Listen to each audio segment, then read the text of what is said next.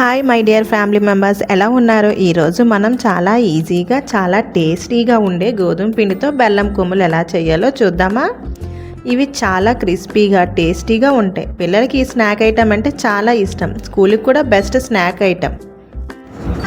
ముందుగా ఒక ప్లేట్లో 1 కప్పు గోధుమ పిండి, 3 టేబుల్ స్పూన్ సుజీ రవ్వ అంటే ఉప్మా రవ్వ, చిటికెడు ఉప్పు, 2 టేబుల్ స్పూన్ ఆయిల్ లేదా గీ. నేనైతే ఆయిలే వేసుకున్నాను. బాగా మిక్స్ చేయాలి, అంటే కలిపితే వచ్చేటట్టుగా. చూడండి, నేను చూపిస్తున్నాను వీడియోలో. ఇప్పుడు కొద్దిగా వాటర్ పోస్తూ, మరీ లూజ్గా కాకుండా మరీ గట్టిగా కాకుండా చపాతీ పిండి కంటే కొంచెం గట్టిగా కలిపి ఒక 10 మినిట్స్ మూత పెట్టండి. చూసారా ఎంత సాఫ్ట్గా ఉందో?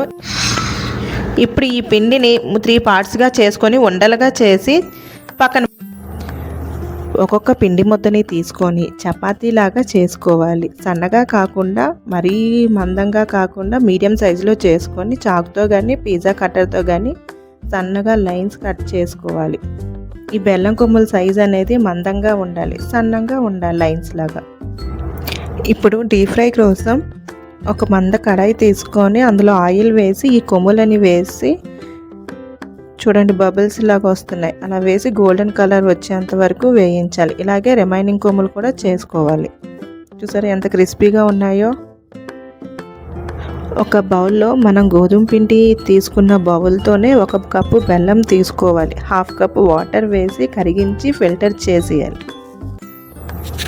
మళ్ళీ బౌల్లో వేసి సాఫ్ట్గా ఉండపాకం వచ్చే వరకు పాకం తీసుకోవాలి. ఇలా సాఫ్ట్గా ఉండపాకం రావాలి. కొంచెం ఇలాచీ పౌడర్ వేసి ఇప్పుడు పాకాన్ని ప్లేట్లో కొమ్ములు ఉన్నాయి కదా అందులో వేసి బాగా మిక్స్ చేయాలి వేడిగా ఉన్నప్పుడే.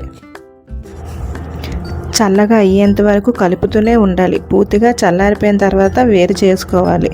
చూడండి ఇలా క్రిస్పీగా వేరైపోయి భలేగా ఉన్నాయి కదా. అంతే, ఎంతో టేస్టీగా ఉండే బెల్లం కొమ్ములు రెడీ అయిపోయాయి. చూడండి మా పిల్లలు బాగున్నాయని ఎలా తల ఊపుతున్నారో. ఈ రెసిపీ మీకు నచ్చితే వీడియోకి ఒక లైక్ చేయండి ఫ్రెండ్స్. ప్లీజ్ మీ ఫ్రెండ్స్తో షేర్ చేసుకోండి. ఇంకా హెల్తీ స్నాక్స్ కోసం మా ఛానల్ను సబ్స్క్రైబ్ చేసుకోండి please. Thank you for watching. Bye bye, take care.